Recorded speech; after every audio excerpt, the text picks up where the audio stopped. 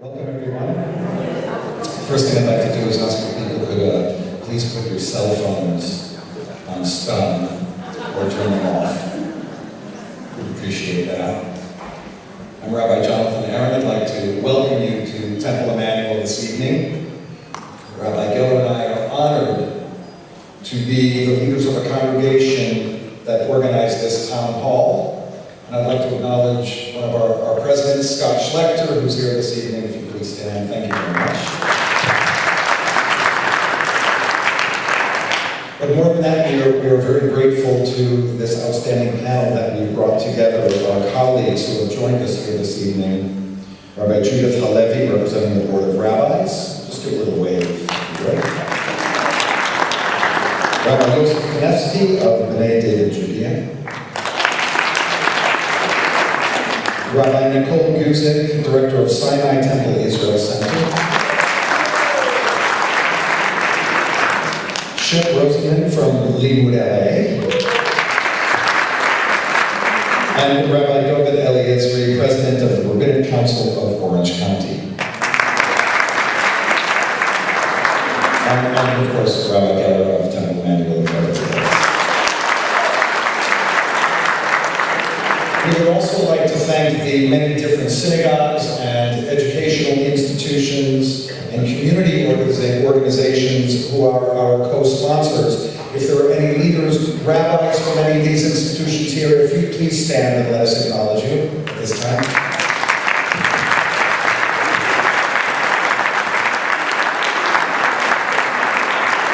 Thank you for supporting this event and for being here this evening. But most of all, we'd like to thank Consul General David Siegel, who responded to our invitation to join us tonight because of his conviction that American Jews have a stake in what happens in Israel. Though the community might disagree on solutions to the difficult challenges that Israel faces, we are a community that can discuss those challenges and acknowledge our differences in a respectful and a constructive way. When we originally planned this town hall, we couldn't have anticipated the crisis in Israel that Israel is now experiencing. Some people suggested that we should cancel this town hall, that internal issues like religious pluralism are not important in the face of real security threats that Israel has been facing, and the onslaught of missiles directed towards our families and our friends. But our Consul General asks that we go forward, reminding us that just as an entire community can come together during a crisis when Israel is threatened from the outside, we who love Israel can come together to think creatively about the challenges that Israel is facing from within. In a moment, Rabbi Halevi will formally introduce the Consul General, and he will begin with some remarks about the current crisis in Gaza, and then share his thoughts about the issue of religious pluralism that was sparked by the recent arrests of women praying at the Western Wall. So I'd like to welcome Rabbi Halevi.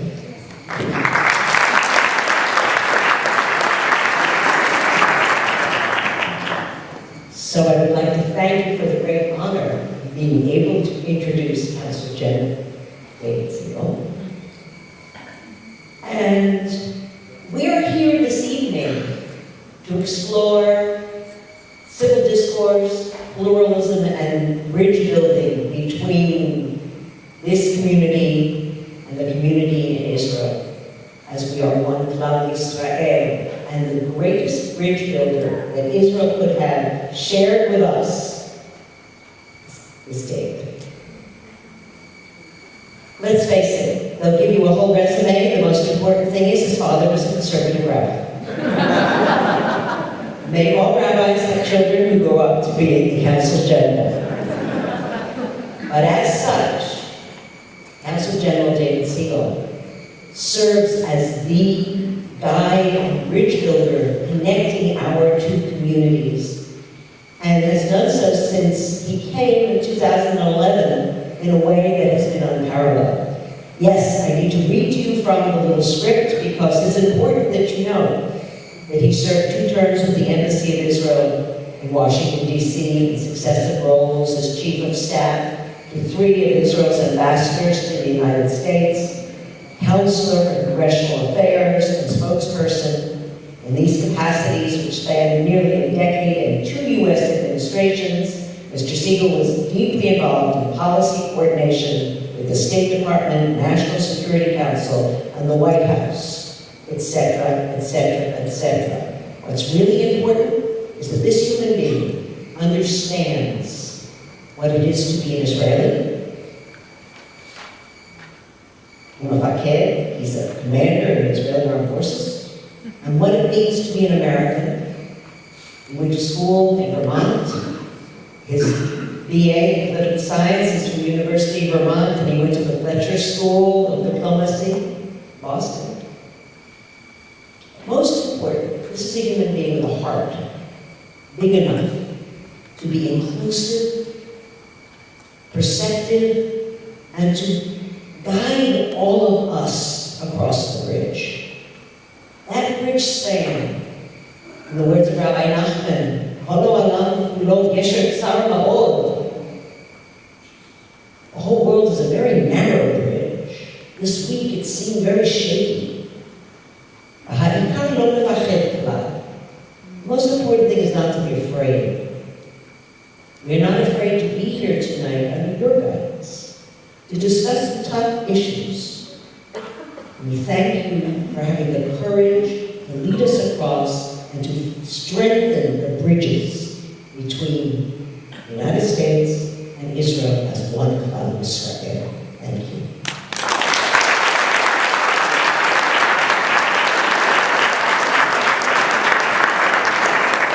Thank you, Rabbi, all rabbis, and Bima, and all of you for being here. It's been quite a week. Operation Pillar of Defense just ended. Hopefully, the results that we're seeing will stick, and the people of Israel will no more be under the kind of rocket fire assault that we have seen. Unfortunately, for almost a decade, the first rocket fired into Israel was in 2001. We're now in 2012. 2012 was, even before this operation, twice the number of missiles the year before, 3 times the missiles the year before that. So that this was a very, very intense week in Israel. You've all heard, I'm assuming, the stories, and you've seen the numbers. Some of you have been to Israel this week, last week, felt it yourself. It was very tragic, very unfortunate. This was a defensive operation.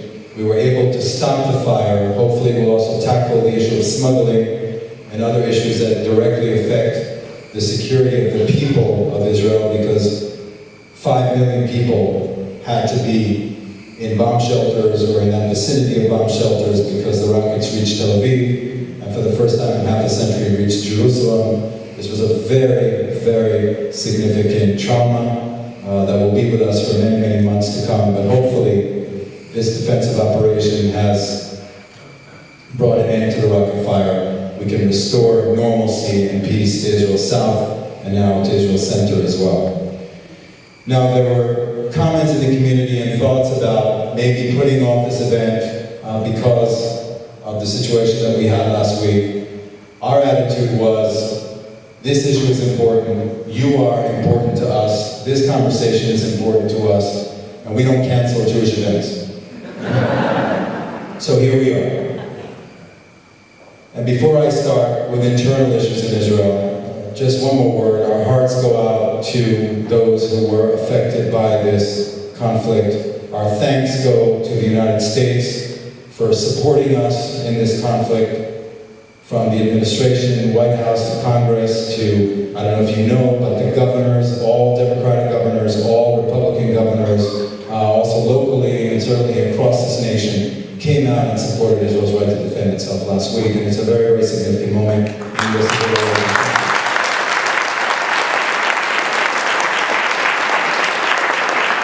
One more half comment. We are also deeply, deeply grateful did in terms of funding this amazing technology, which is called Iron Dome, which is revolutionizing the way we conduct these kind of operations in the world.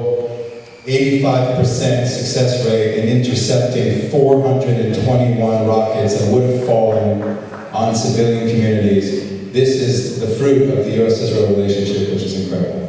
Now, I'm going to put all that aside, thank you very much, and talk about what we're here to discuss this evening. Now, I want to tell you a tiny bit about myself. My dad was a conservative dox rabbi. So I grew up in a home that was partially Orthodox, partially conservative.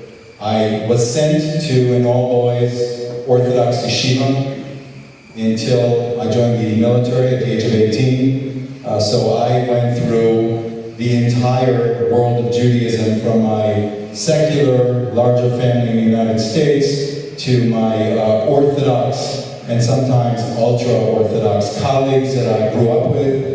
I was in Bnei Akiva, which is an Orthodox youth movement, and on weekends I was in an Anglo-pluralistic environment, which was very, very different from everything else that I went through during the week. So Friday morning I was at Orthodox Shacharit, Orthodox Mincha. We'd go home and then everything would turn around and I'd be in a conservative synagogue for Shabbat evening, and then Shabbat, and then Shabbat afternoon, I'd be back at Bnei Akiva, davening Orthodox again. So this is my life. So here we are. Now, we moved to Israel in the late 1960s. The reason we moved to Israel is that my father was a conservative rabbi and wanted to be one of the founding members of the movement in Israel. And the Masorti movement in Israel in those days was called Conservativi, not a Hebrew word. Nobody knew what we were talking about. No one had any idea what we were. And in fact, the secular Israelis were even more complicated about this than the Orthodox Israelis, because no one understood this third way. There was no third way in Israel. And when the law passed in 1967, after the Six-Day War, adjudicating the way we deal with the holy sites of all religions, not just Jewish religion, not just the Jewish religion, there was no presence to this community in Israel. And if there was, it was tiny. My dad was the second conservative rabbi in Israel. Today, how many rabbis do we have in Israel of the pluralist movement? Does anyone have a count? Around 120, I may be wrong, maybe more, maybe less. Roughly 120, thank you. We have gone from 2, maybe some on the Reform side, to 120. We have gone from 2 disconnected rabbis and 1 congregation in Jerusalem that didn't have a rabbi, to a community which today is what we call the pluralistic lobby, or the lobby for Jewish renewal in Israel. And if we can maybe show some of what is happening in Israel today that you might want to start looking at in terms of organizations that may inspire you, that are dealing with these very issues that we're discussing tonight. Not just about Anad Hoffman and a controversy about arrangements for prayer at the Western Wall, but the whole panoply of Jewish life in Israel. And what does it mean to be a sovereign Jewish state? And how do you mesh democracy with Judaism? Are they indeed contradictory, or can you actually work on this together? And the end result is that from the 2 rabbis in the late 60s, today you'll find in polling in Israel over 500,000 Israelis that identify with this. 500,000. 40,000 Israelis go through pluralistic programs every year. The Hartman Institute in Jerusalem, their curriculum is being taught in 120 high schools, elite high schools in Israel. The Tali school program is waitlisted all over Israel because they have some of the best educational institutes in Israel. This is just part of the picture. This comes from a website called Panim, P-A-N-I-M. You can look it up. And you will find inspirational articles, links to every one of these organizations. Some of these are think tanks that do the kind of work that we're here to discuss tonight. I think the message is clear enough that if you care about Jewish renewal or activities around Judaism in Israel, you're not alone. And I have more news for you. Some of these organizations are Orthodox. We call them liberal Orthodox. And they are working together in coalitions with secular Israelis, and some of them are working together with the Masorti, the conservative, and the Reform movement in Israel. And Rabbi Gilad Kariv, who is the head of the Reform movement in Israel, who is now running in the Labor Party in the elections coming up in January. So you see, they're moving from the Bet Knesset to the Knesset. We are moving, this is becoming political. So it's coming with more political muscle. So these people believe in coalitions.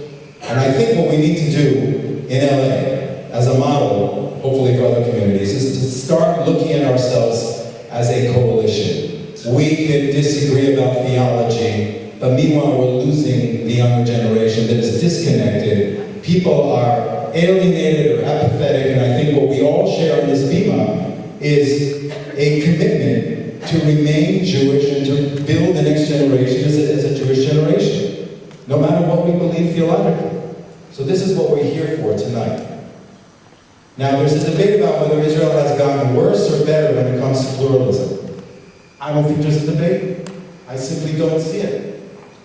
2 rabbis to over 120, and add to them all of this, Orthodox and non-Orthodox, all gathering together. They're all involved in the major parties. Listen to Yair Lapid and how he talked to the Rabbinical Assembly in Atlanta, and how he was talking about Jewish renewal and pluralism in Israel, or other political leaders in Israel. And you'll find people in this coalition, which is now a lobby, running in all the mainstream parties in Israel.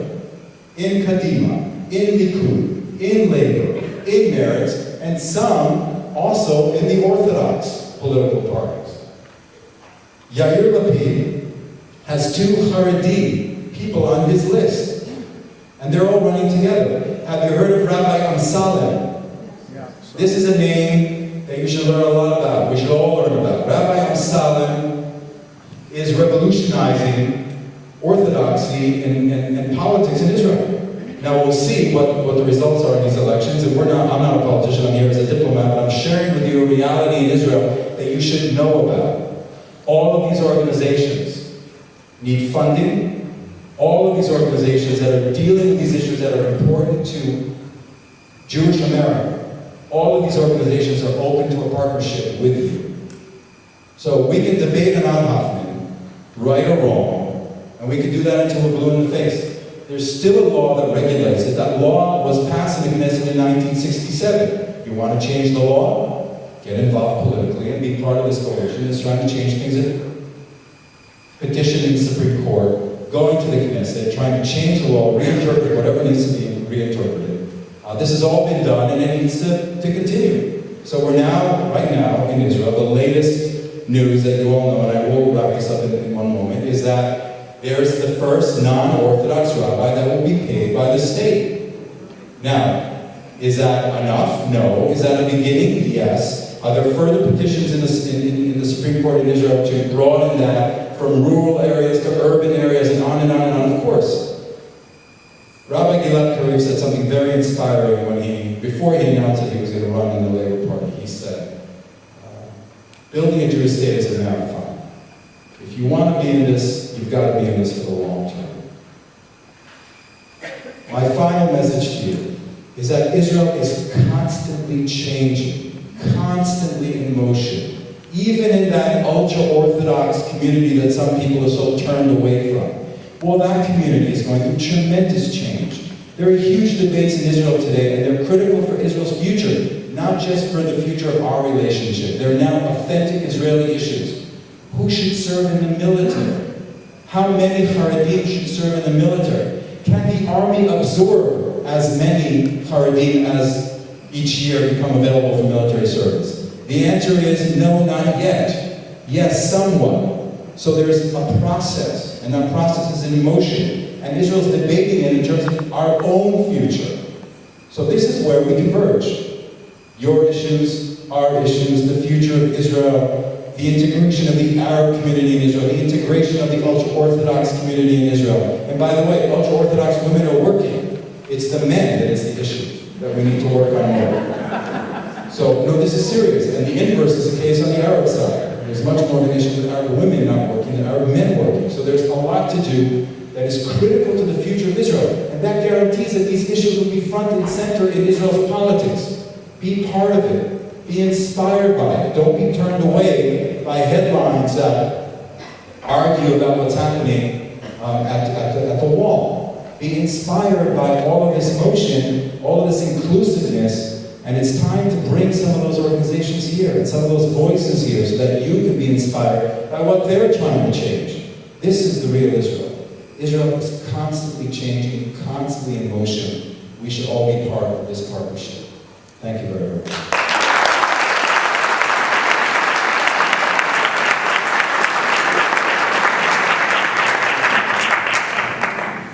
Hi, I'm Rob Eshman. I'm the publisher and editor-in-chief of the Jewish Journal.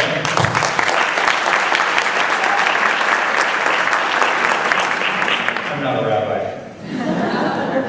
I wanted to welcome you all, and I just wanted to add my voice to say how impressed I am that the Consul General went through with this. This was planned long before the problems with Gaza, and the Consul General insisted on going through this. It was a very keep calm and carry on kind of moment, and appreciate that. Usually the Jewish response is keep calm and think about it, but this was a good one. I'm going to lead a discussion among participants up here on the panel, and then we're going to do that for a while, and then we're going to open it up to questions from the audience. Please keep your questions short. Please keep your questions as questions, question mark at the end.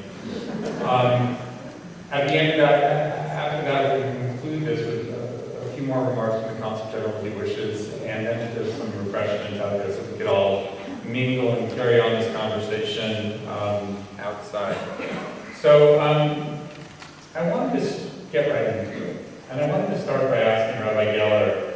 The Consul General painted a fairly optimistic picture of the direction things are going in Israel. I just wanted to maybe play the devil's advocate and point out that one of the things that prompted this was the arrest of Anat Hoffman, who's been an Israeli civil rights activist, feminist, who's been going to the wall and leading services for 23 years. She put on a tefillin. She read from the Torah, which is forbidden by law at the wall. She was dragged away, arrested, strip searched at the police station, and held in custody for overnight. And that's what really prompted kind of the original idea for this. So, from your perspective as a Reform rabbi, are things improving for pluralism in Israel? So, can people hear me? No. People hear me now? Yes. Again, welcome all of you to Temple Emanuel. One of the ways Temple Emanuel describes itself as believing that there's more than one way to be a Jew. And it would be lovely if that were also true in Israel. It's ironic that sometimes it feels that one of the few countries in the world where I can't be the kind of Jew I want to be is, in fact, in Israel. I have no idea why Anat was really arrested. As I understand the story, she wasn't wearing tefillin. She was wearing her talit wrapped around her neck as a scarf, which is technically legal, whereas it's not legal for a woman to wear a talit as a talit at the wall. And she was arrested very quickly after she began leading a group of 250 Hadassah women in singing the Shema. Women have been gathering for Rosh Chodesh 11 times a year at the wall. This is permitted according to law for a long time. And while there have been occasional arrests, it's totally unclear to me why she was arrested this time. And then it happened again for Rosh Chodesh Kislev. I think 6 women were arrested just as the Rosh Chodesh service began. So I'm not sure what is going on at the wall to make this situation seem worse. On the other hand, I think everything that Consul General said is absolutely true. The victory of Miri Gold being recognized as a state rabbi is a victory. It's not a complete victory. This was a decision by the Supreme Court, and then there was pushback from a Shatz minister, and those positions of non-Orthodox rabbis who had been approved are funded now by force, as opposed to the Ministry of Education. As opposed to the Ministry of Religion, and that has some implications for their funding. So this was a tremendous victory, but there was also pushback. So I think it's important to acknowledge that we're taking steps forward, and at the same time there are lots of steps backwards. I do want to say something about Anat Hoffman. She is famous not only for her work with women at the wall, which she does as a layperson, but she's also the director of the Israel Religious Action Center, the reform movement in Israel. And in that capacity, she has been a fearless leader around many other issues of religious pluralism, including segregated buses, issues of civil marriage, issues of advocating for Jews to be able to be buried, or Israelis who are not halachic Jews to be buried in Jewish cemeteries. These are issues that are very significant, and I think we owe a lot to Anat Hoffman for her very real leadership in these issues. Rabbi Kusik, there was almost no reaction on women in Israel over the arrest of Anat Hoffman. They simply, as our reporter Shmuel Rosman said, they just don't care. Because praying at the wall is not something most women in Israel, the majority, really are concerned about. They're concerned on more day-to-day matters. If they are concerned about religious issues, it's about marriage, conversion, things like that.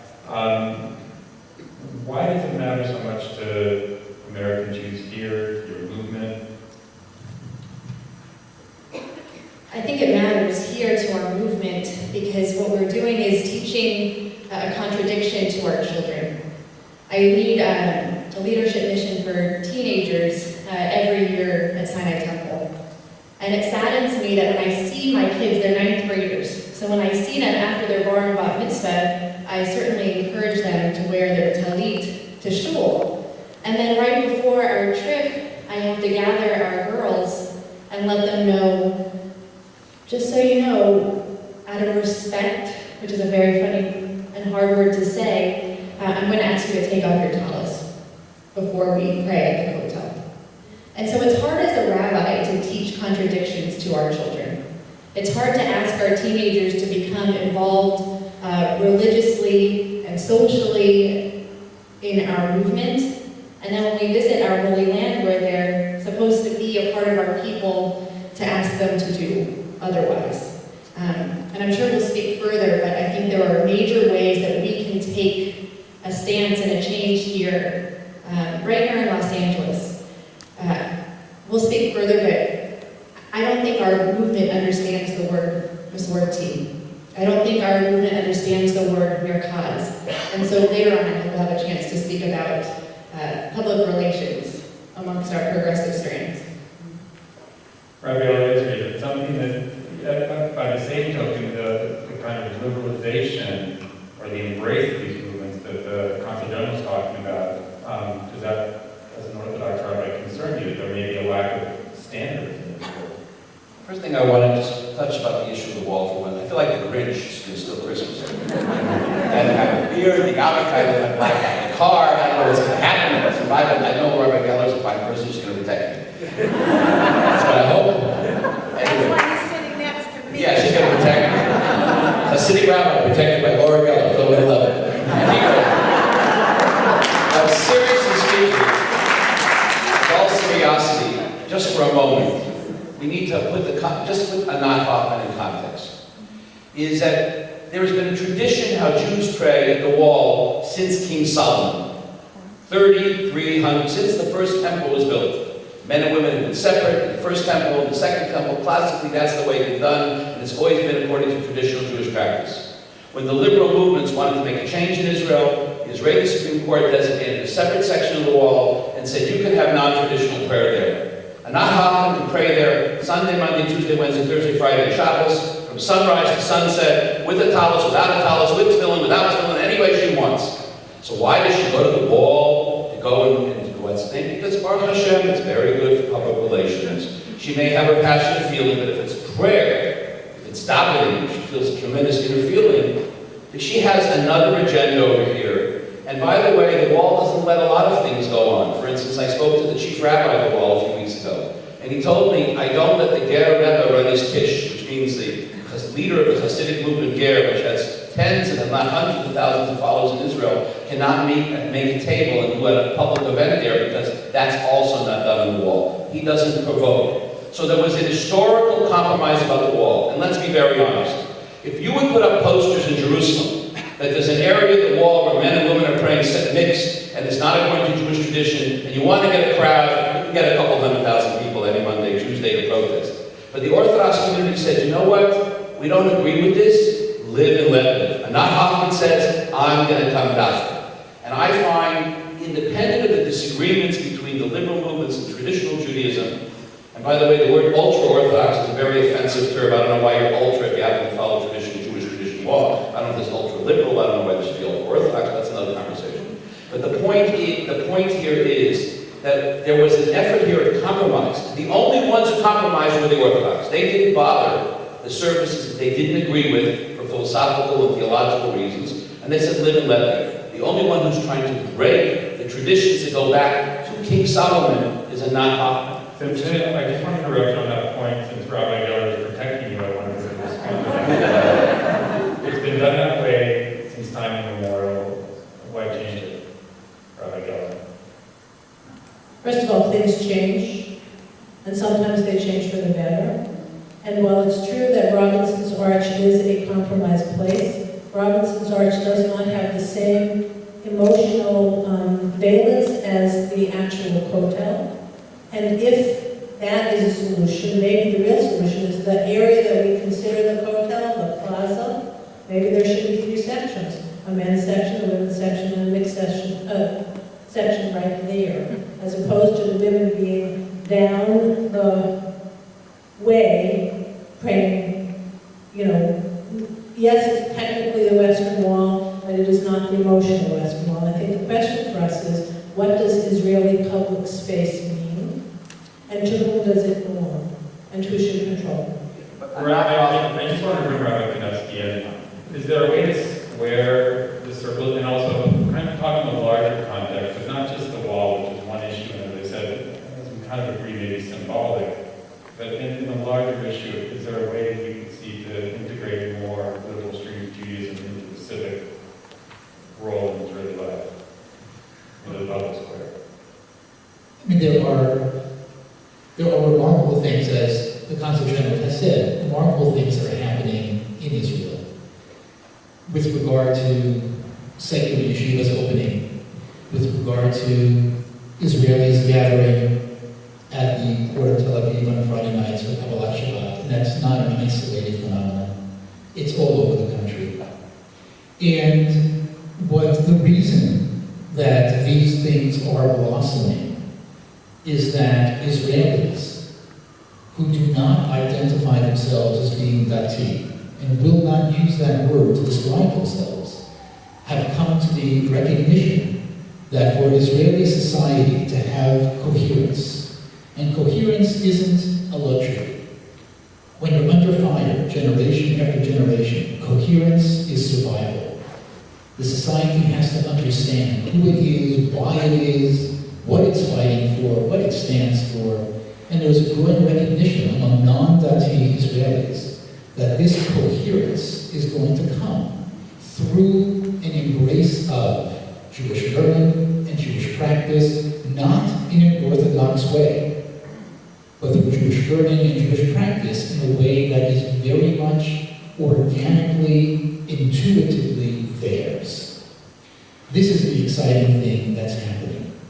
And I also think that this is one of the reasons that, and I guess glasses can be half full or half empty, the reform and conservative movements in Israel aren't the same as these emergent communities of Israelis. At least that's my understanding. That I've seen enough comments in a variety of different articles and essays that many of the Israelis who are involved in these emergent, do-it-yourself, express your spirituality in your own non-orthodox way are not identifying with reform and conservative movements per se because they regard them as being transplants, as not being organic. And for this reason, they don't speak to the Israelis who are at the forefront of these emergent spiritual non-Orthodox movements. Which leads me to the following place. It seems to me that the kotel is the end of the process. In other words, when Israeli Jews who are discovering and exploring and re-energizing and renewing their Jewish learning and commitments, when those Israeli Jews come to the point of saying, you know what? The kotel ought not to be an Orthodox synagogue. The kotel ought to be the place where all Israelis who identify with prayer in any way, in every way, when they come to the conclusion that that's the kind of place the kotel should be, that's when the kotel will become that place. I think at this point, there are too many Israelis who don't care. It's not important to them what the kotel is, what the kotel isn't, as far as how prayer is carried out there. And when it's important to them, that's when things, I think, will change. Would you,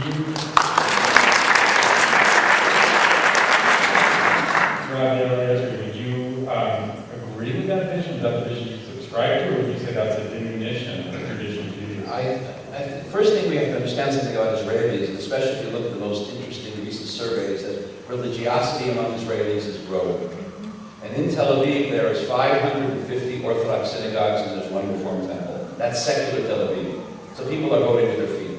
And we tend in America to look at the breakdown of Jews, that we see Jews who are not Orthodox observant, and we say they're not Orthodox. But in Israel, the Jew who isn't fully Orthodox observant, which is true of most Western countries outside of Israel, in Australia, South Africa, England, and France, Jews primarily go to Orthodox synagogues. I have a beautiful granddaughter in Australia. And all the synagogues except one or two in Melbourne are Orthodox. And the people who go, they go there. They may not be fully observant, but that's where they choose to go. So the Israeli is now becoming more traditional, number one. Number two, things that Rabbi Kanevsky is saying is also very true. Some of them do not find that sense of identification. But the truth of the matter is, on the ground, which is really what we're talking about, if you look at secular Tel Aviv, 450, 500,000 people, 550 Orthodox synagogues and one Reform temple, people vote with their feet. And the average Israeli is voting with their feet. So I see a tremendous renewal of Judaism in Israel, but for a lot of them, they're dabblers. They'll go Friday night to services, and Shabbos afternoon to the beach. They'll keep kosher in Tel Aviv, but they'll go to the buffet in Las Vegas. This is the Israeli. He's like dichotomy between these different things. But the Judaism he chooses to go to, and you find this even here in Southern California, Israelis tend to go to more traditional congregations, even if they're not that religious. And I think that we're going to see the continuation of that trend in Israel. Also, we're seeing something else. If you look at the statistics, almost 25% of Israelis, 22, 23%, are self-identified as Orthodox observants. Another 35% are traditional but not so religious. And then we have not religious but not anti-religious, and a small position card that are anti-religious. So we're seeing a certain kind of shift in society toward greater religiosity, greater sense of tradition, and if the liberal movements in Israel want to gain support, they have to do what they need to do in other countries, Australia, South Africa, whatever, is go on the ground and enlist that support. But right now, beyond the American immigrants, they've had a marginal amount in Tel Aviv that they haven't been able to gain so much. But I think that most of those Israelis looking for tradition are finding with a dabbling in Orthodoxy. And that's what I think they're doing. That's the statistics, I think, bear that out. Rabbi, who's a base? I find that when I have conversations with my Israeli friends, they're actually unaware of Masorti shuls, Masorti synagogues, and I actually think it's our fault. I think it's our responsibility as Americans to start, as I was referencing before, the PR campaign. Masorti Judaism is vibrant and exciting in Israel, with hundreds of shuls around the country. And what I'm sad to say is that when I speak with my friends who are Masorti rabbis, that's not actually their title. Their title is often PE teacher or secretary, because that's how they're making their living, and rabbi is third. And so when you have a Masorti rabbi who has very little funding, is unable to make a name for themselves, to get out in the community and meet these unaffiliated Israelis or Israelis that say they're traditional, then what are they supposed to do? They're fighting an uphill battle. Consul General. We live in a, Myra, myself, Myra's over there, my wife, we live in a small community in Mountain Jerusalem. It's a very interesting community. Now let's talk about real life. So we have many Orthodox congregations there. There's a Reform congregation there. The Reform congregation just let go of the rabbi because there's no funding. They shut down the school because there's no funding. So yes, there's a debate about whether the state should fund this and all that. Eventually we'll work it out. But while we're working that out, where is North America? Where is it now? The word Masorti was also an innovation in Israel because at first it really was a foreign word. It was conservativi or reformi. No one understood what that was. The big debate in the movement in the 70s was how do we market ourselves? And the term Masorti was actually a term that my father, my late father, fought very hard for. And he had a lot of opposition to even what to name the movement in Israel. But I think, just to disagree a little bit, in recent years, certainly in recent decades, the two movements, both Reform and Conservative, today are led by Israeli rabbis in Israel. They have nativized, they have become part of the tapestry of the creativity that takes place in Israel, from the arts to cinema and to Jewish life. So I think you're right also that the silent majority in Israel are neither. If they come from Sephardi backgrounds, they do exactly that. They go to shul Friday night, they get in the car, they take their kids because they want to spend time with their parents, in the bigger city and do kiddush there. They'll wake up in the morning, they'll usually go to shul, and then they'll go and do soccer on the beach in the afternoon. That's the silent majority. What are they? Are they religious? Are they secular? They themselves don't know. But what we do know is that there's tremendous movement in Israel to all sorts, to orthodoxy, but also going back into reinterpreting within orthodoxy. There's the Gesher rabbis and the Tzohar rabbis, and so much going on, even in the Orthodox world. And as I said, Amsalem, his whole approach is to go back to the old Moroccan, Sephardi traditions of tolerance before they even came to Israel. Because in Israel they changed, they went through the Litai process. They went through the Eastern European jury process. It's very different from their own tradition. So you're seeing a constant seeking in Israel of tradition, of ancient music, of fusing it with modern music. There's so much movement that I urge all of you to be part of. My second comment, and I do want to connect to something that you said, Rabbi, which is important. Look, Jews in Israel have come from, some say 100 countries, some say 70 countries, many different backgrounds. Now, if I just take the extreme, if I go to the Ethiopian Jewish community, they have been disconnected from the Jewish mainstream for most of history. When they came to Israel, first of all, they didn't even know that there was an Israel. They thought they were going to Jerusalem. They didn't even know that there was a modern state. They didn't celebrate Hanukkah or Purim. They have been separated from the mainstream of Judaism for that many years that they didn't even know about these holidays. How would they know about Reform and Conservative Judaism?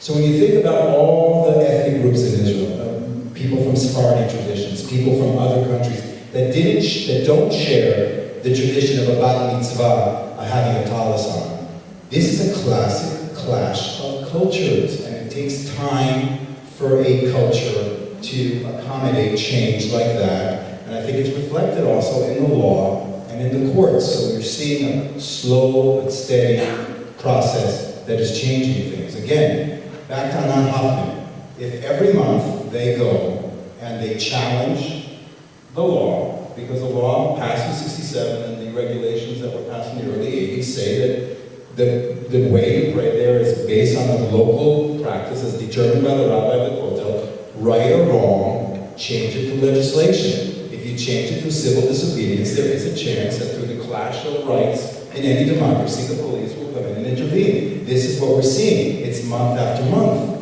Now there's another question here. If you believe in liberal democracy, yet you're defying the law rather than changing it, Well, what does that mean about everyone else? What about extremists from a certain political view that doesn't recognize a certain law and also defies the law? So Israel sort of caught, the state authorities are caught in between these competing claims for that sacred space. And again, we're not going to resolve it tonight. It's going to be a long process of education, commitment, starting with the local rabbi, the local Masorti community, and making sure that those schools are funded, and making sure that Israelis are educated about other forms of Judaism that they've never been exposed to. And eventually, through the process of the courts and through the legislative process, you can change the law. Now, the woman of the Kotel issue is simply not a resonating issue in Israel. There was a survey done of women in Israel before the elections that are coming on January 22nd, and this issue wasn't even mentioned. Other issues of synagogue and state were mentioned, civil marriage, other issues, or even the military. This issue simply is not even on people's radar screen. So we need to understand that it's a complex, sensitive reality that we need to work through. What we're trying to do is convey your voice to our headquarters and to make sure that every Rosh Chodesh, we have people on the ground to try, and some people here know what I'm talking about, to try to work through that process, because we believe, again, that your connection to Israel is very important, and we have to overcome these clashes of cultures, and we have to overcome all of these challenges in modern Jewish life. But it's not going to be done from today to tomorrow. I just wanted to bring in Chef Roseman, who's the other. Are you a rabbi? You're not a rabbi, right? You're a lawyer. I was thinking I was really out of but you are a lawyer, you're an observant Jew. Do you think it's unreasonable for American Jews to expect Israel, which is a Jewish state, to have the same kind of religious freedoms that, say, a liberal democracy like America has?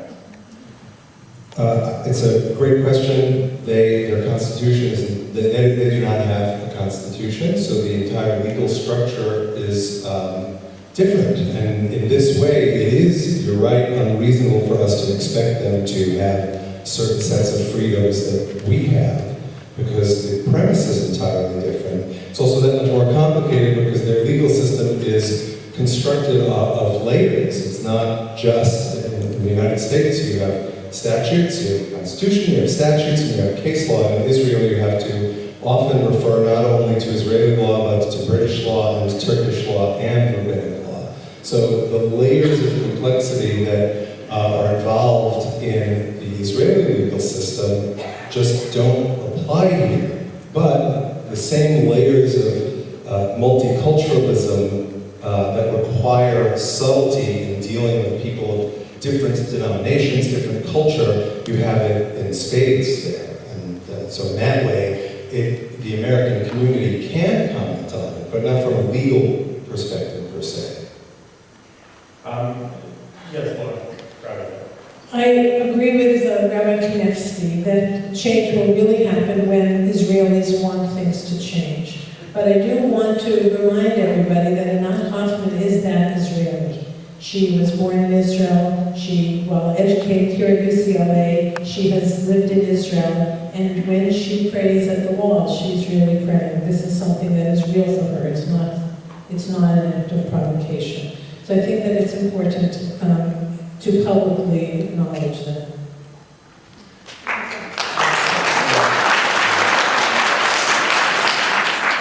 I would just like to add how important it is for us to continue to reach out and make this bridge. This summer I had a wonderful thing happen. I was on the Hartman study program, and we turned around to introduce ourselves to the people sitting around us. And the lovely young woman in back of me, middle-aged woman, I'm a middle-aged woman, looked just like me, said, my name is Miri. I said, really? Mary what? And she said, Mary Gold. And we started to talk, and we decided to put an evening together where rabbis that were women rabbis on the Hartman met with women rabbis in Israel. And we crammed into a cultural center room where we sat on the floor on little mattresses. You know, it was a very Israeli event. And one by one, these Israeli women began to talk about both their challenges and their successes It wasn't like there were only 3 people and they just showed up at the wall every once in a while. And I was impressed by the fact that Rabbi Gold knew that time is necessary and patience is necessary. She's been a rabbi in a regional area, been the spiritual director of her kibbutz for a long time till this lawsuit happened. And I go back and forth pretty often. And when I first went to Israel when I was 17 years old, I had come from a very secular family in Israel. And they heard later on that I'd become a rabbi, they were aghast. Right. Have you become religious? That was 20 years ago. Now, they really want to know that their children's children will receive a Jewish education that is not the Judaism they ran away from, but that it has tradition and meaning. They've actually turned to me to help guide them in that way and find rabbis for them in Israel, which I have. But there was a Shabbat on the beach that started 5 years ago in Tel Aviv, maybe 15 people. Hundreds and hundreds and hundreds of Israelis come, right? Now, this is Israel, so they may daven in an Orthodox shul and then come to Shabbat on the beach. Or there's a fence, and they stand by the fence. We don't actually go to where the event is happening. I don't do synagogue, but I do like stand on the other side of the fence. Everybody finds their place. Back to what has been said both by Rabbi Kanevsky and certainly by the Consul General. Change is inevitable but slow. And Judaism really, Mordechai Kaplan was right. Judaism is the evolving civilization. We do not sacrifice animals at the wall, no matter what King Solomon did. I just wanted to ask the Consul General and Rabbi Guzik, who talked about, in terms of change, sending money and funding and supporting movements over there.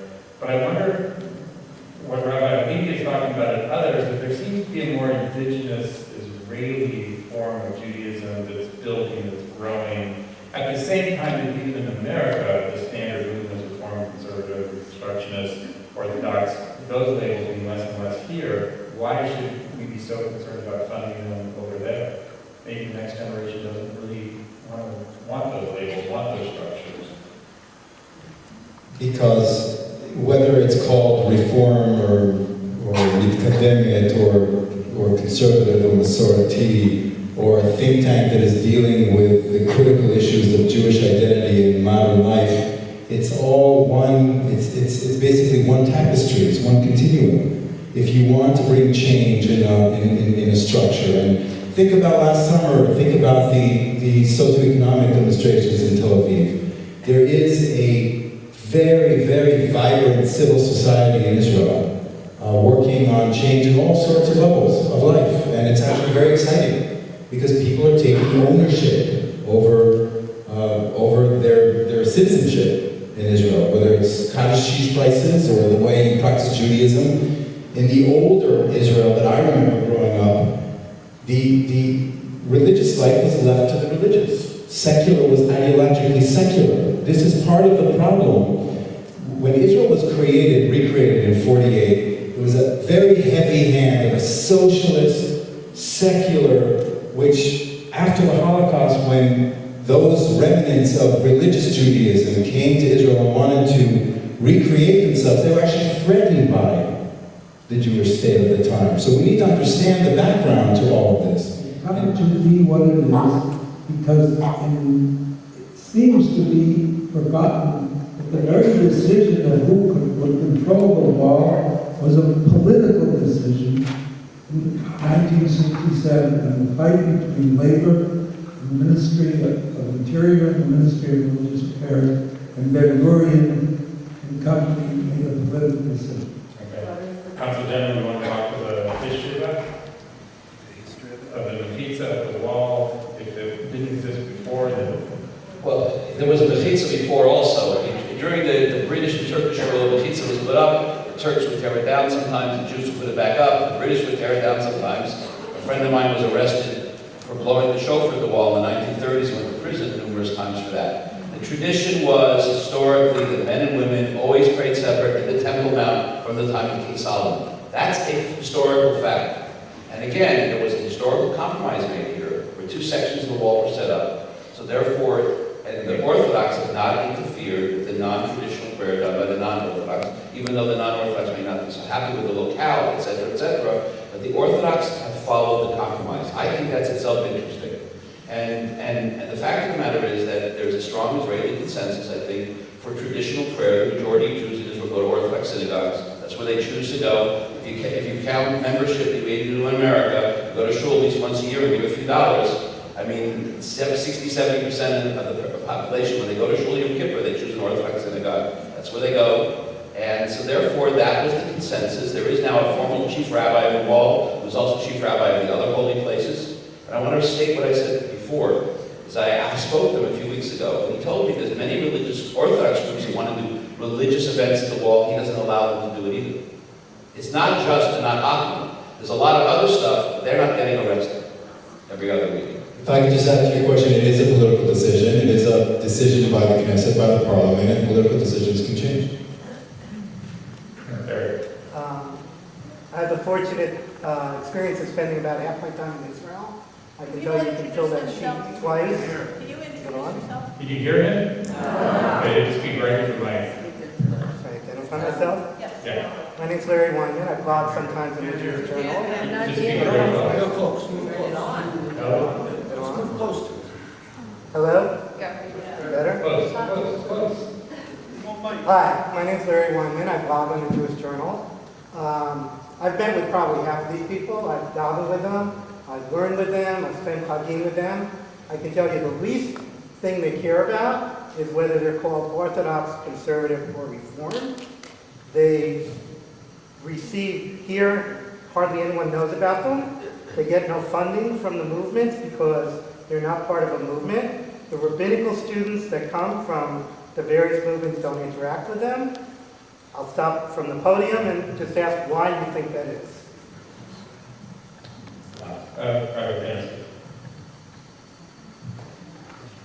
Repeat the question. He asked why the panel thinks it is that a lot of these groups, or many of these groups that are working for religious pluralism in Israel from all different streams, why they don't receive funding from America, why American Youth on first, why they don't get the support that other groups do. I don't really know the answer to the question. I think that we have our own categories, and we have our own boxes, and we invariably try to understand other parts of the world, especially parts of the world that we think we should understand in terms of our own categories and our own boxes. And it's hard for us to understand it when they don't fit into our own categories in our own boxes, and that's why we're just learning now what's really happening in Israel. I do also think, and I'm not sure I'm disagreeing with Rabbi Eliezer, though I'm sure if I am, you will tell me. There's 2 houses down for my grandchildren. I gotta watch it. That I think to imagine that the return to more interest in tradition in Israel is going to translate into a return to orthodoxy is wrong. And the reason that I think that is that orthodoxy is too difficult in many different ways for modern people. It is too difficult in the sense that there are things that we are required to believe relative to the divinity of Torah, for example, that are very difficult for people, they're very difficult for modern people. There are things that we believe about gender that are very difficult for modern people to believe. One of the staples of modern society is that we don't distinguish or discriminate between genders. There are things, and this is the next emerging issue, clearly, there are things about sexual preference that moderns are going to, or increasingly finding it very difficult to believe and accept. I'm an Orthodox rabbi. My family, my children are Orthodox Jews, and we have found a way to integrate all of the things that Orthodoxy requires into our belief system and into our lives as modern people and modern Jews, but I fully recognize that it's very, very difficult. This community, this city is filled with people who I think would be wonderful fits for our people. But I know that's not possible. There are too many things that are difficult. And I think that this is only more true within Israeli society as well.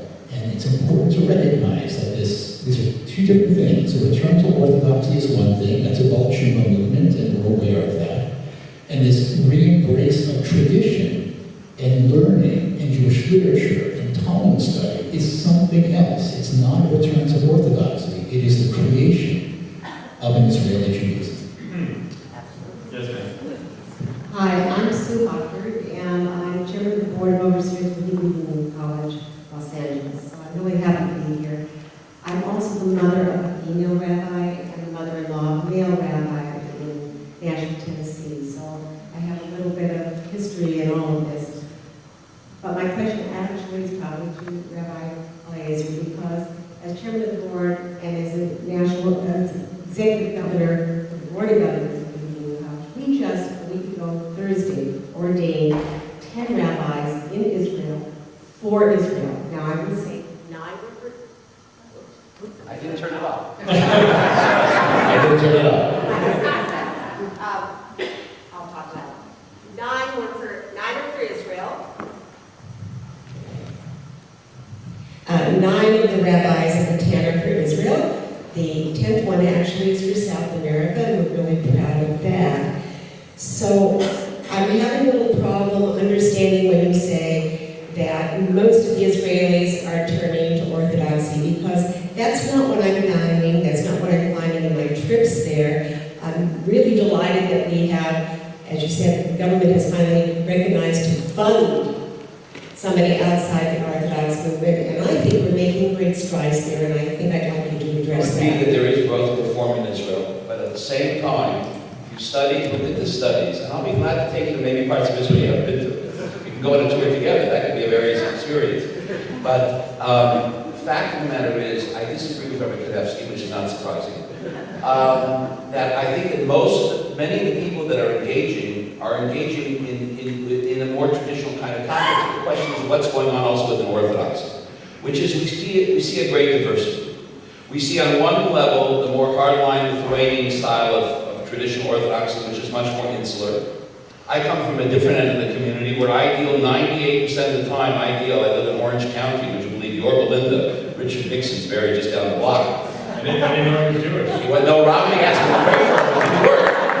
Robin asked me to pray, it was great, but it didn't work. But seriously speaking, and I deal 98% of my time with Jews that you would define as non-Orthodox. I have a whole beautiful congregation full of such people. So how they self-define themselves is very interesting. So I think what's happening, number one, in Israel, is that many of the Jews who are getting more involved in tradition, they're dabbling in the more traditional end of the community, but as Rabbi Kadevsky also said correctly, they're not buying the whole kit and caboodle. They may say, I disagree with this, and I agree with that. I don't fully agree with that, but they're also finding a lot of that identity expression within a traditional. And parts of Orthodoxy in Israel is not so-called, in the Haredi world, we're going through very interesting changes. On one level, we're seeing the opening up of people working, which is a very important thing. We're beginning to see people go to the army. I come from a part of the Haredi world, Chabad, where our young men do go to the army, and many of my classmates in Israel did go to the army, and one of my classmates who sat at my table was killed in the Yom Kippur War. But there is a certain shift now within the more traditional Jewish world in Israel, because it's reached a much larger number. And also here in the United States, if you look at the recent Jewish demographic survey in New York, the numbers of Orthodox Jews in the That's a different panel. That's a different panel discussion. But I do feel that tradition, that people are integrating with Orthodoxy, reform may be growing, but I think a lot of those people becoming more observant are becoming partially Orthodox, to put it that way. Yes, sir. This one you'll probably find a bit easier. Do you have any written material about all this that you're talking about? Can you hear me? Yeah. Because especially Consul General Siegel talking about all those organizations, I'd like to know more about them. I don't read Hebrew very well. Okay. Why are you giving the name of the website? It's Panim. Panim, P-A-N-I-M. Just look up Google Panim Israel. It will be your second entry. And you can get that graphic, and when you click on every image, you'll get a link to the actual site with all a wealth of information, which is endless about what these groups do. And I can just put in a plug here. Rabbi Kaminsky has a site on our website, jewishjournal.com, called Orthodoxy, which really deals in a very deep and smart and sensitive way with a lot of these issues. And Larry Weinman, who spoke here, has a site that deals a lot with religious pluralism in Israel, blog on our website, jewishjournal.com. Yes, sir. Hi, I'm Spike Anderson, one of the rabbis over at Stephen West Temple. I'm very pleased to be here with all of you fine people. It's nice that we can have this conversation. So, I do appreciate hearing multiple sides of the argument regarding Hoffman and the wall, and I appreciate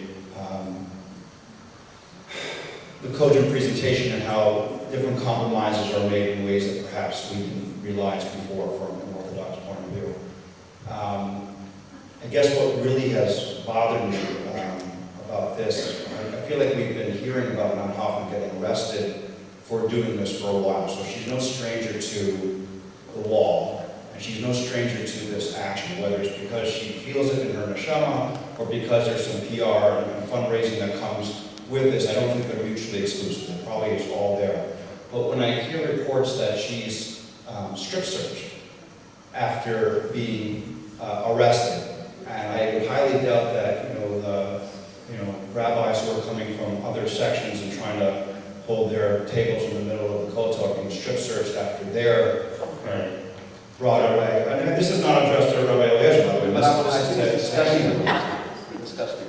And so what I would hope is that, here we are, it's interesting, here we are, a community full of, here we have community leaders, and talking about something that is clear from the experts that the Israelis themselves don't particularly care about, that being women praying at the wall, at least on large numbers. Questions? Yes, sorry. Okay. Question being... I know. The question being, do you think that what we are doing here tonight and this type of thing may alert the authorities at the kotel that she ought to be treated with more respect going forward because we are paying attention? I guess that's my question. Thank you for that. I think we can all agree that what happened was unacceptable and it's being investigated, and people in this room know how hard we are pushing as the consulate in Los Angeles to be your voice to our headquarters.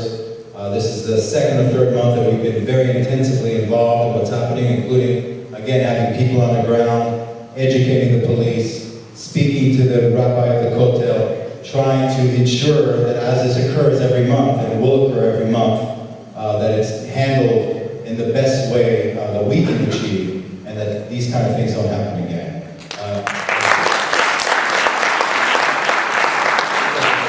Hi, thank you. The presentation was very informative. My name is Richard Levick, founder of the Levite Line and LeviteLine.com, a 501c3 now.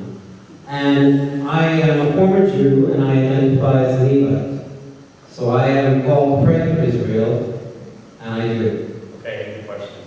My question, a couple of quick questions. Rabbi Eliezer says since King Solomon, men and women have been separate. Are you aware that this temple of Solomon was destroyed, as was the second temple? Therefore, I see a connection between the traditions, the man-made traditions, and the results. Okay. You see that question? The second question is, Ms. Levy said, we do not sacrifice animals anymore. So instead, 6 million people got sacrificed. Is that your preference? Thank you. It's a fact history. I'm sorry if it offends, the truth offends. I'll say it. Question. Rabbi Eliezer, what he's saying is a good point. There's been lots of changes over the years in Jewish life. Why? Again, we have a theological debate, and this is really the core of all this. And I came tonight, even though I knew that I would be in the minority, because I have a lot of respect for Roy Geller. We met each other a few months ago, and I felt it was important to express a different kind of view. There is a classical view of Judaism which resists change, which that on Mount Sinai, God gave the Torah, the rules and regulations, and we've been following the same thing ever since. And there's the modern movements that started in the last 250 years that have come with an evolutionary view. It's a big theological gap. We do not agree. That's the core of the issue here tonight. And the reason I came is I felt there's something that connects us together as Jews. And I want to tell you a 2-second story. My friend over here doesn't kill me. Is that there was an old, and this is really the core of what tonight's all about. There was an old Jew who lived in a little shtetl, a European town, and the local poritz, the rich man, called him in and says, Yankel, I got big news for you. There's going to be a big show, a big marketplace, and I need a bear. I couldn't catch a bear, so I'm making you into the bear. So the big show comes, and Yankel learns how to act like a bear, and he's in the cage, and he's roaring and tummeling, and suddenly, and the other side of the cage is another bear, and he figures, oy vey, when he realizes I ain't no bear, what's going to happen? And so the other bear begins to walk near our little Jew, Yankel, and Yankel, what does a good Jewish bear do? He puts his paw in his eyes, and he says, Shema Yisrael, Hashem Elokeinu, Hashem Echad, and the other bear answers, Baruch Shem Kavod. The point is like this. We have theological differences. And to be honest, they're irreconcilable. I'm not going to agree. I believe in the classic view of Judaism and that Torah was given on Mount Sinai. And I will not believe in the evolutionary changes that the Reform and Conservative movements made. However, we have a common destiny as Jews. And even though we disagree, and we profoundly disagree, and I'm not going to minimize that, and we have a common responsibility to help and support Israel. So,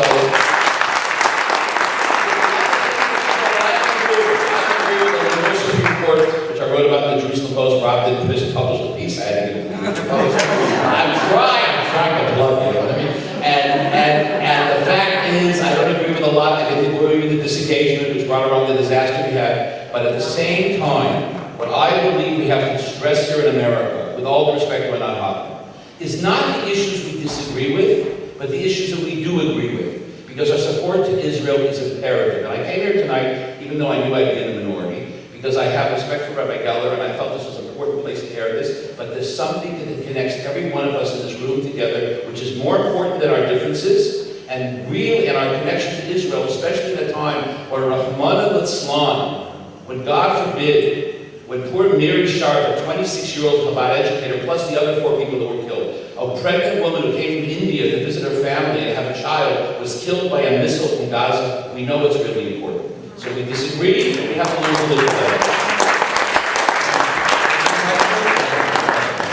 Hi, my name is Helen Grossman. I'm 22 years old, and 2 years ago I stood with Anna Hoffman at the Western Wall and prayed with her. And it was the most life-changing event in my short life, but I want to say that it changed my life fundamentally and challenged who I was, and I haven't been the same since. And I want to ask you, how you as rabbis and as educators and as representatives of the government that just arrested her, how do you explain to people why we should care about Israel and why we should love Israel when this is happening? I love Israel. I grew up, like many people here, believing that Israel was a safe and wonderful home for all Jews. And also that as a woman I could accomplish anything I wanted to do.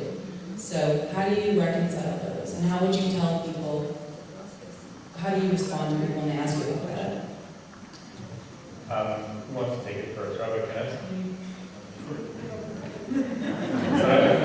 But let's do this in kind of lightning round. Yeah, we'll try to be as quick as we can. Although the questions are very deep. Look, first of all, the role of women in Israel, I don't think Israel has anything to be ashamed of. We had a prime minister, we had the chief of the Supreme Court, we have the leaders of the opposition, of many political parties, of institutions, liberal and otherwise, of hospitals, of universities. I think women in Israel are doing just fine. There are challenges that we obviously have in a multicultural society that we have to deal with. So I think there are many, many heroes, including in this coalition. Women that are fighting for change in Israel that you can be inspired by. And it could be Anna Hoffman is one, but it's one out of a whole group of people that are bringing change. And I appreciate your experience, and I think we should, this is why we're here tonight, is to talk about change in Israel, the way that's done. Yes, we're very unhappy about the way this was handled last month, and we're trying to change that. That being said, there is a law. The police has to deal with, again, we're going back to Temple Mount. Think about what happened that day. The police were dealing with Anat Hoffman. They were dealing with people that were trying to go up to Temple Mount that were not allowed to, so they were arrested that same night. They have people from all walks of life that they're dealing with. What they're trying to do is enforce the legislation in place. Now, to change that, it's a process that we're discussing tonight, and I hope it's an inspiring process. Things can change, things are changing all the time in Israel.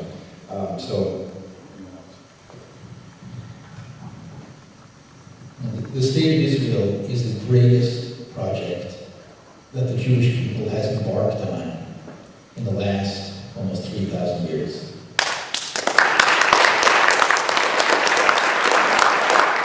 And we believe, all of us, I think, believe, that as much as individuals we can make a difference in the world, that as a people we can transform the world.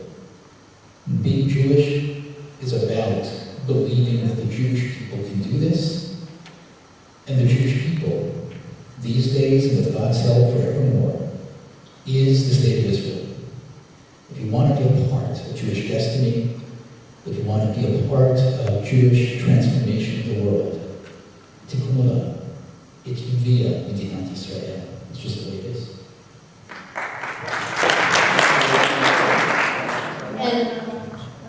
And the point is to be engaged. And you were. I've known you since you were even younger than you are. I know what it meant for you to go to Israel, and I know what that transformation was like for you, that you reconnected with Judaism by reconnecting with Israel, with your love for Israel and your ability to be critical of the parts of Israel that you find need to be changed. And I think that is the project, to stay engaged with Israel and to believe that change is possible. You know that it is, and that's why you're involved in the work that you are involved with, and that's why you're here today.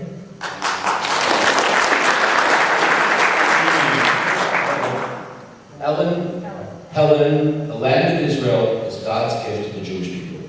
It transcends everything else. It's the very core of our identity together with Torah. It's the core of your identity, it's the core of my identity. And we may disagree about certain things, but this is a divine gift that we all have to cherish, that we have to hold in trust, and realize that it was something given to the Jewish people, until the coming of Mashiach. So it's something that you may have a disagreement over something specific. It transcends all those disagreements. It is a special, unique gift from above for every one of us in Israel, and every one of the Jewish people throughout history, and we can never forget that. My name is Penny Herman. I engage in Jewish demography, and my question, which I'll lead up to, has to do a little bit with a topic that Consul Siegel mentioned. He used to do it daily, denominational shifting, and I study. Get to the question, Penny. Okay. Frank, the question. The question, well, in essence, Israel has done, the Central Bureau of Statistics has done research on denominational shifting, and as Rabbi Kanevsky says, it's hard to be Orthodox, and the shift is really to non-Orthodox. Ultimately, it's the Central Bureau of Statistics, there's data. But my question is, with regard to, there's another aspect of polling, the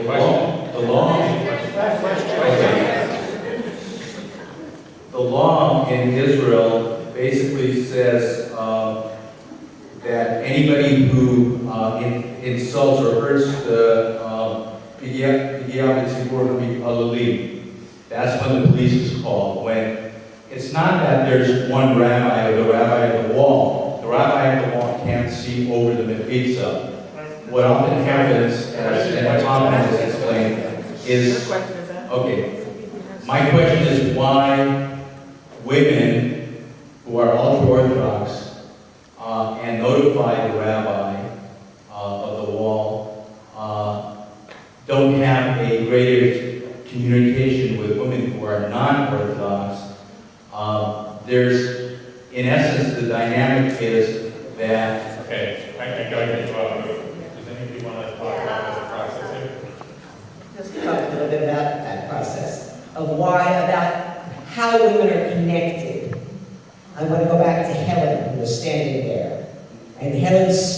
workers on the ground are really how they're connected.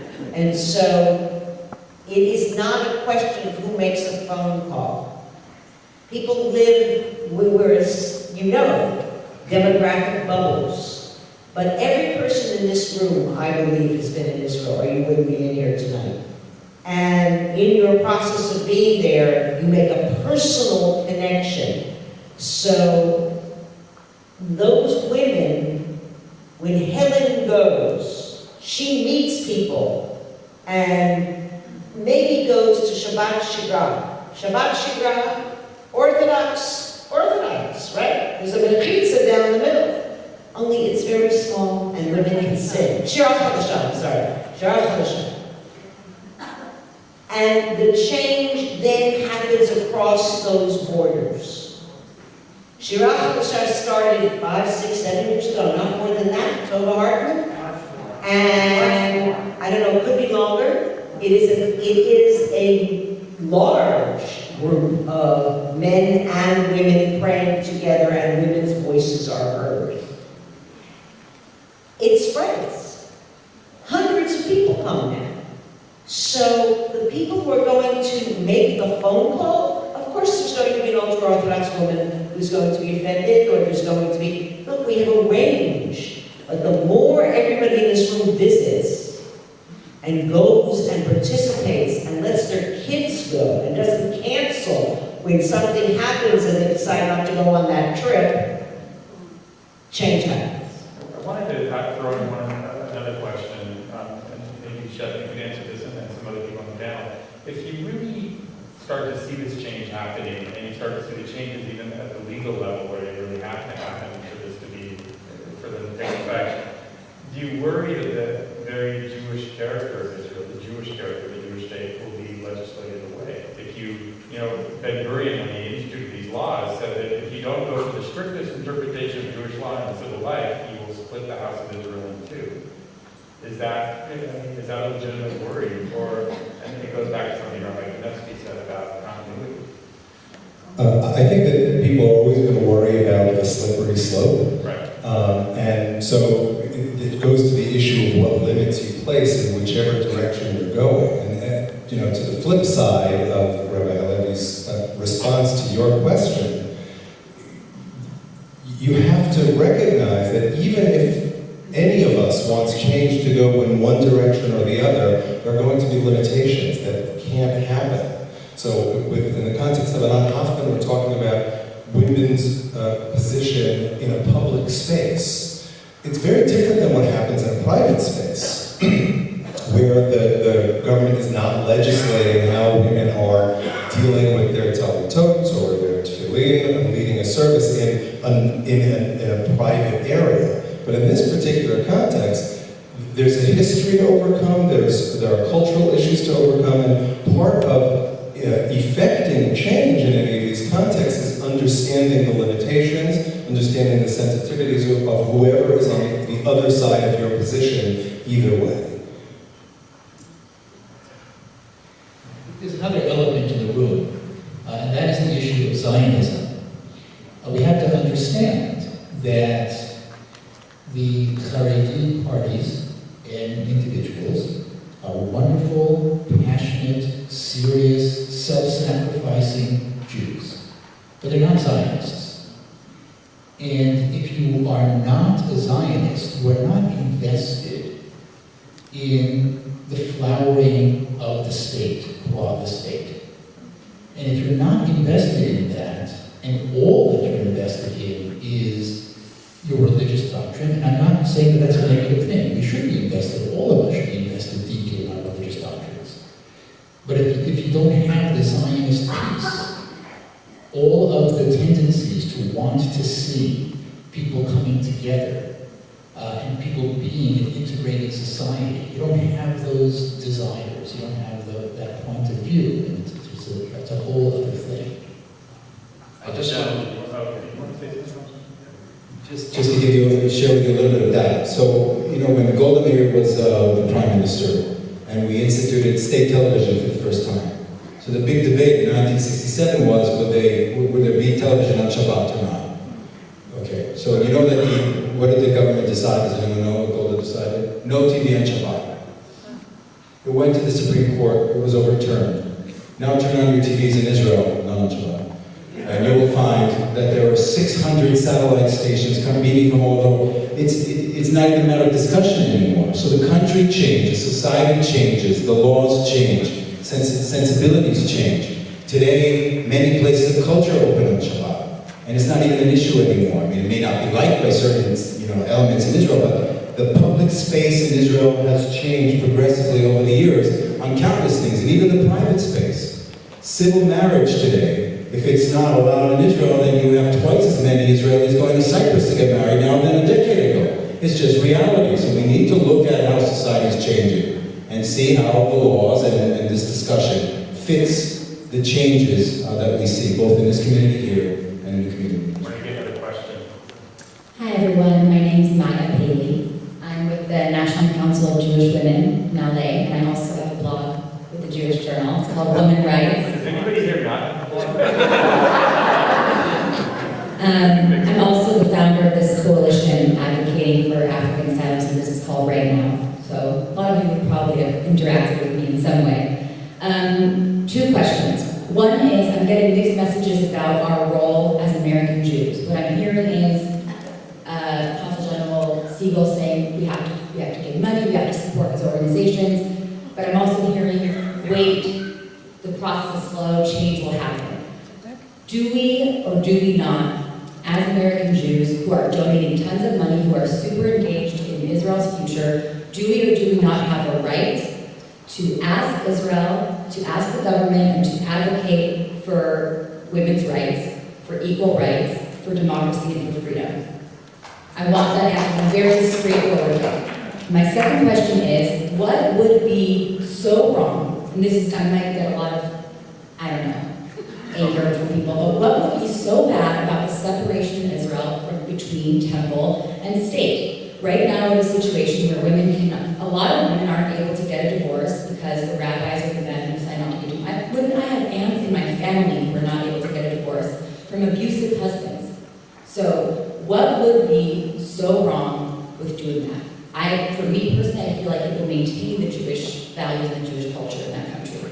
Thank you. Rabbi Eliezer, what would be the harm? The harm was the very core of Israel and the Zionist enterprise, its connection with Judaism. And if you sever religion from state, even though like anything else, try going to the DMV, it's not a very pleasant experience. And you can have also religious institutions that are state institutions in Israel, which also can be not a very pleasant experience. But there's also a tremendous amount of committed, wonderful people in the religious world who try their best to be good rabbis and run a good rabbin. So I think severing religion from state. Secondly, it's not going to happen politically. We have to face that reality. But finish your part, you think it would be? I think it would undermine the very core of Jewish identity, which is at the very essence of what the idea of a Jewish state is all about. And therefore, it would be a very weakening of the whole core of the identity of the modern state of Israel.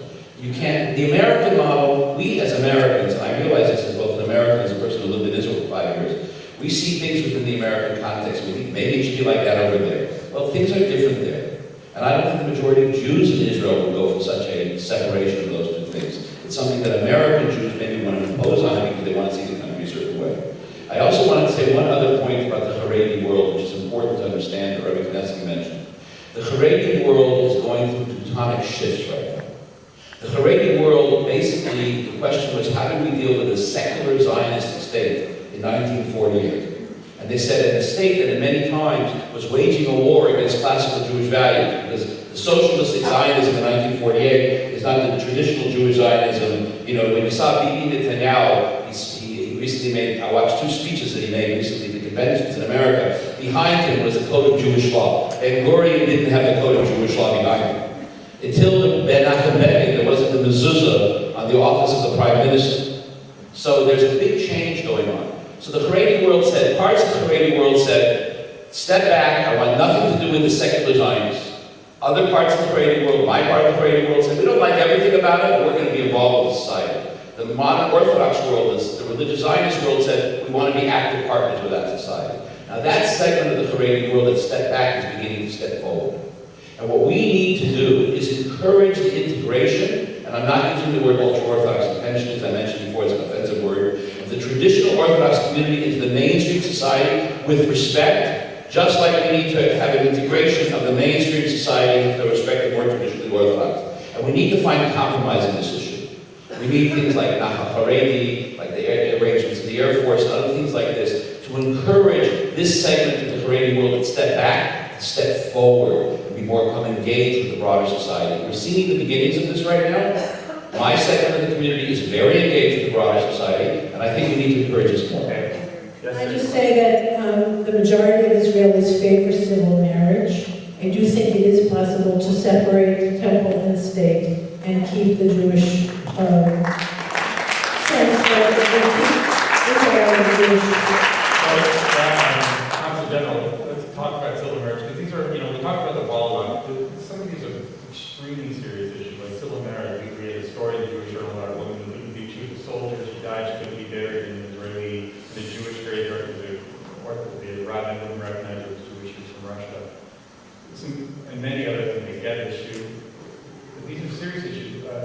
How will they change in Israeli society? And these aren't necessarily things that should wait to come from the ground up as you're talking about. Well, actually, these are the main issues that these organizations are dealing with, as opposed to the prayer arrangements at the wall. The major issues that are of concern of the women as they're polled before the elections are on those personal status issues that you were referring to. So there's tremendous grassroots pressure in Israel today to change many of these things. And just to answer your question, I think first of all, this is not a schnorr for these organizations in any way. This is an invitation to you to get to know what is happening in Israel, not just in the politics, but in the people. What is happening in Israel, and you know this from the immigration issue, all the NGOs that are working on doing this day and night on the ground, it's being done the same way on women's issues, on minority issues, on a whole host of issues in the complicated democracy of this issue. Yes, sir. Let's get a couple more questions because we're running low on time. My name is Eddie Eshman, member of Signing Chemical, and as a member of Men's Club, I've been involved in raising funds for various causes in Israel. So Consul General, you asked us to support these 60 organizations. And what I'm wondering is there a need for 60 organizations to do religious pluralism in Israel? Are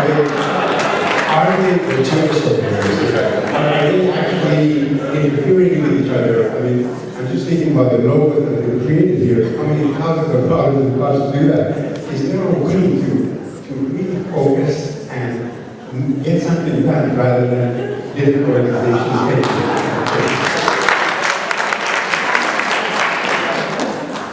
It does come from a member of Senate. I would recommend $1 of each organization. Again, this is an invitation to you to be aware of something that you may not have known.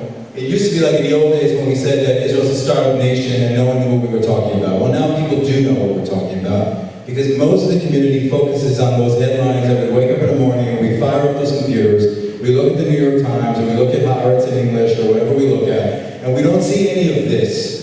You have to know where to look. You need to be an active learner or teacher to understand what this means and how significant it is.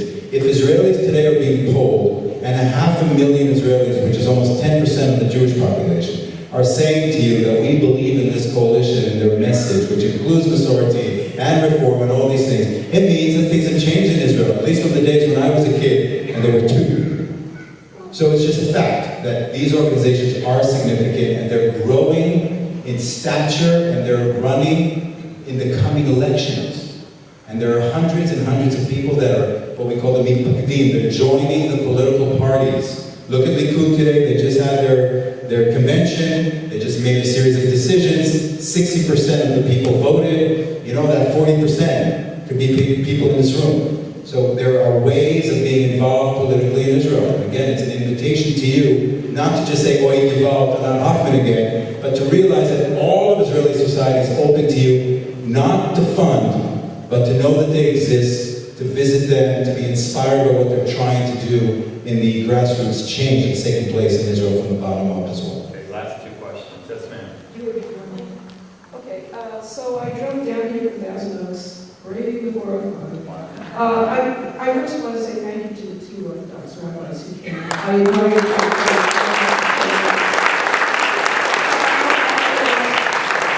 It was for the organizers to have you representing us, and we do appreciate it.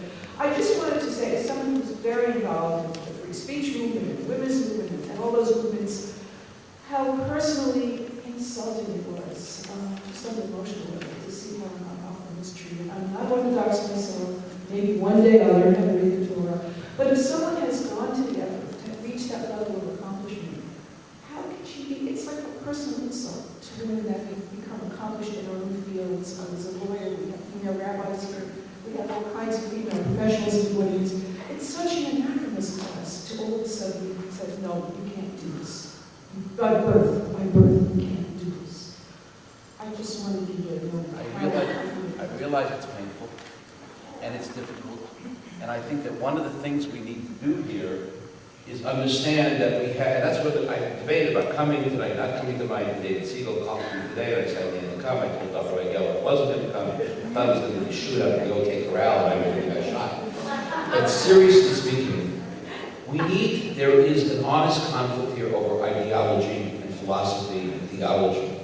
And there was an effort at the wall to make a compromise. And Anat Hoffman knows this.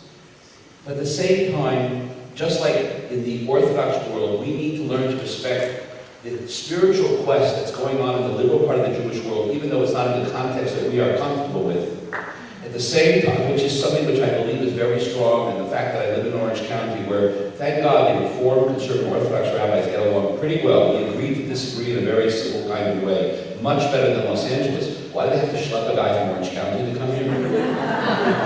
And let me tell you, it was worse traffic than the 405. But the fact of the matter is, this is not about feelings, there's an honest theological disagreement. And I think that there is women who come to pray at the wall with a tremendous amount of deep emotional feeling, and I have to respect that quest that they have within them. At the same time, there's a tradition that I think is very valuable. We have to find a way to talk to women. I honestly believe in Anat Hoffman. I think what the police did to her is outrageous. I've seen the police arrest many people in Jerusalem, and they're equal opportunity disabusers. The police in Israel, what was in LA, the guys would have been, they would have been already sent, the FBI would have investigated them. Okay. But I think we have to be sensitive to each other's feelings and do that. Hi, my name is Ann Golden. I'm an American Jew who's never been to Israel, nor do I speak Hebrew. I'm a member of this congregation. And I want to thank you all for being here, because I would like to see more of these town halls. I think this is just a beginning for us. I have 3 questions, and I want to frame it up into the case. The first question is a point of information, which is, with the Reform rabbis, or the rabbis that are non-Orthodox, when they marry, the ones who are paid by the Ministry of Sports, can they marry, can they bury, is what they do official. Number 2, the question regarding the choices.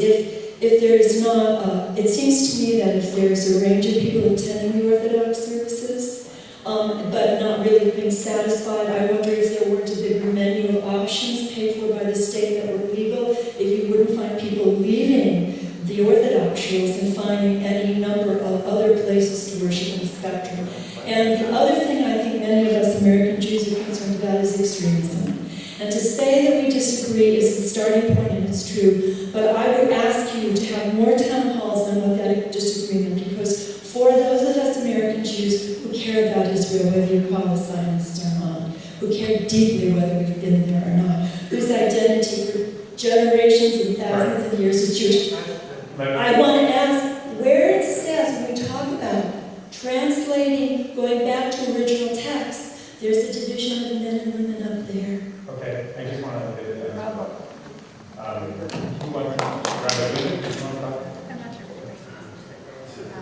We have a whole evening just for these questions.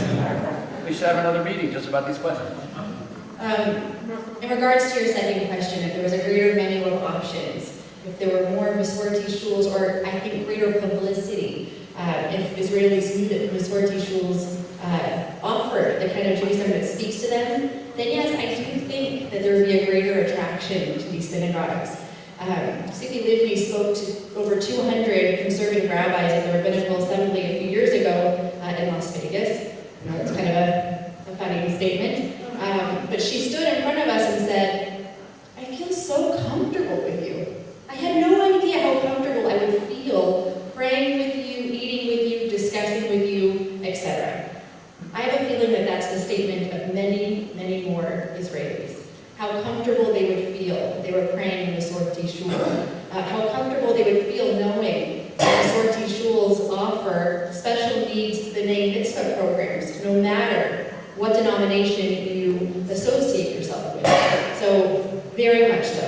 I think if we knew the greater menu of options, then I do think Israelis would vote with their feet. Thank you. I wanted to thank all the panelists.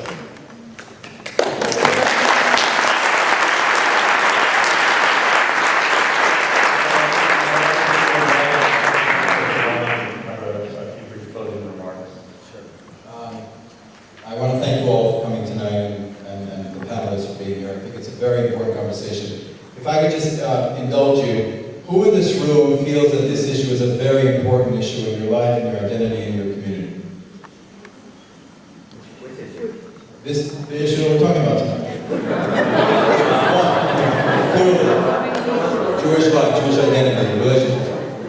We believe that it's very, very important. And one of the things that we discussed as members of this panel, and it was just the beginning of this idea, is to maybe put together a task force on Klal Israel in Los Angeles. There would be a task force that would be dealing with what unites us, not what divides us. Because sitting here, I can tell you that part of my feeling tonight is that we're rearranging seats on the Titanic, because the people that are really important are the people that are not in this room tonight. Those that are disengaged, that are alienated, and there are debates about how many there are. We need to find ways to engage the Jewish world and to do it better and more creatively. Now, I am here, and our consulate is here, and many people are from the consulate here tonight, by the way. I'm not going to introduce all of them, but it just shows you how important this issue is to us. That you understand, that you remain connected, that you double down, and realize that there's change, and that you have an opportunity to help Israel change. Now, the only societies that don't change are dictatorships, and they also change. Certainly the democracy, like the United States, there are many imperfections. And in Israel, in our democracy, some of us were raised on the model of perfectionism. Israel's not perfect. We're only the beginning of redemption. Remember, we're not redemption. We're the beginning. We're in that process. So what we would like to do is to work as healers in this community and educators in this community. And not to tell you that everything is great in Israel, because there are many challenges in Israel. Any democracy, certainly the Israeli democracy. Certainly when you have people from 100 different cultures that came at different times and have different understandings of what being Jewish means or being anything means. So we would invite all of you to be part of this with us. And I think many rabbis and community leaders would be interested in joining in this type of task force so that we have more town hall meetings like this, so that we have more engagement like this, so that we bring some of these people here, not to schnorr, but to help you connect deeper to what is happening in Israel today. So for that, we want to thank all of you for being here.